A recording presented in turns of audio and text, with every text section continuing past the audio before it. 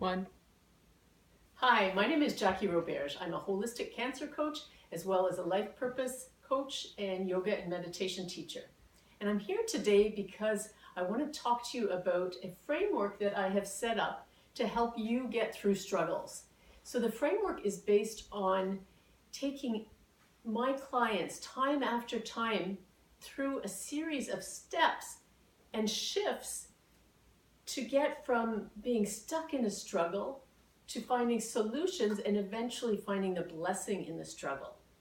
So I really wanted to put it together as a framework so you could use this framework on your own, or I could help take you through these various steps to get through your struggle quicker. You don't have to stay stuck.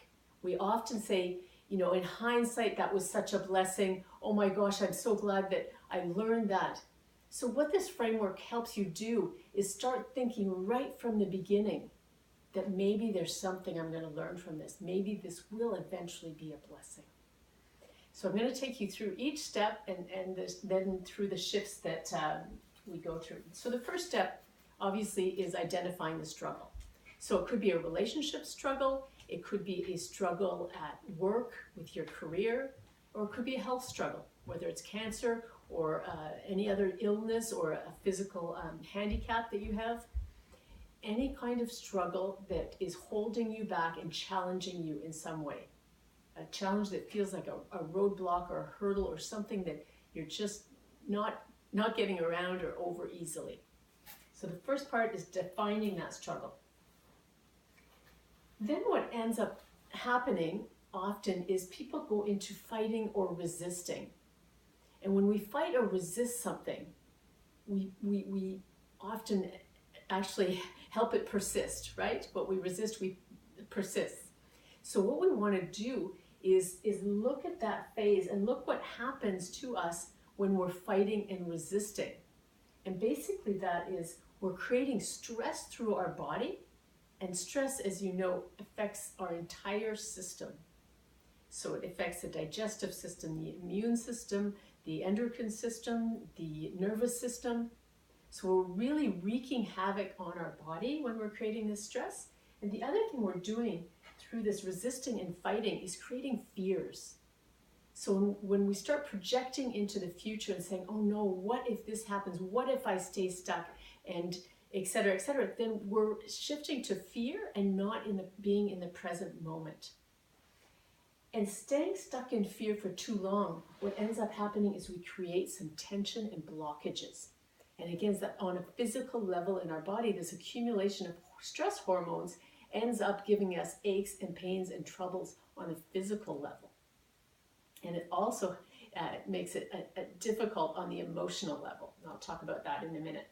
And the final phase is really staying stuck in this state of lost or confused, not knowing what to do to deal with the struggle productively and to get yourself through it. So here's what I help people do. Instead of resisting or fighting, shift to acceptance. So acceptance does not mean giving up. In no way does it mean giving up. It means positioning yourself to deal productively with the challenge.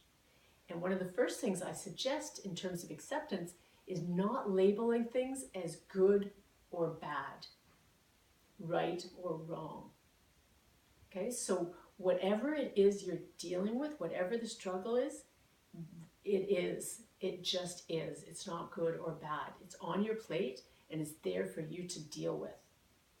So when we move away from judging and trying to push things away, we shift from that state of stress and fear to a place of greater peace and understanding. And when we're at peace, obviously the body changes too. We don't have that accumulating stress hormones throughout the system that creates fatigue, that creates tension and blockages at the muscular level. A place of peace also helps us be more open and curious to why something is happening in our life. So not why in the sense of why me, I'm a victim, this is terrible, but why is this happening right now in my life? What am I meant to learn? How am I meant to grow and evolve as a result of this struggle? So that's really the openness and the curiosity that I help you develop as you're going through the struggle. And once you start opening up in this way, instead of feeling lost or confused, guidance starts to come. And guidance can come in many, many forms.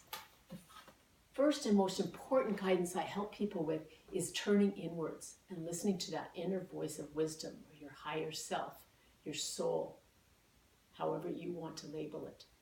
And there's so many answers. The answers are within is a great affirmation to say. Other types of guidance may come through a book that comes across your path. Somebody's recommended and you find it at the local book sale.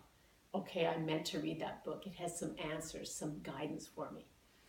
It could be a chance meeting with somebody that has some ideas for you that is really going to help you along your path.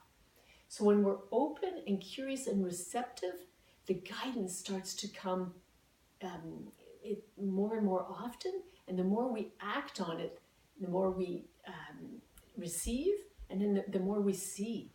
As we become so receptive, we're almost expecting it.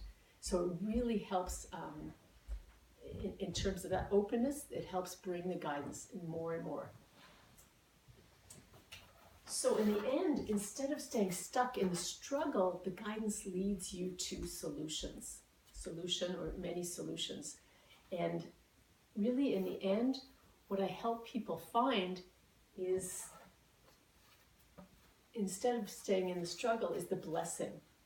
And that's really, the deeper learning, the growth and evolution that you experience as a result of going through the struggle. And I really believe that every struggle is purposeful for us in some way. So it helps us in terms of our higher good, if you will. So I'm not saying that every struggle and challenge, it doesn't make you happy, it doesn't necessarily make you feel good, but it does serve you in some way. And that may not be obvious as you're going through the challenge, but if you can just keep that bit of openness that it might serve as a blessing someday, then I guarantee that it'll help you through this whole framework. So I hope that has given you a kind of a new understanding or new perspective on dealing with struggles. And I really encourage you, as you face new struggles, to try and keep these different phases in mind, and especially the shifts that you can make at each stage.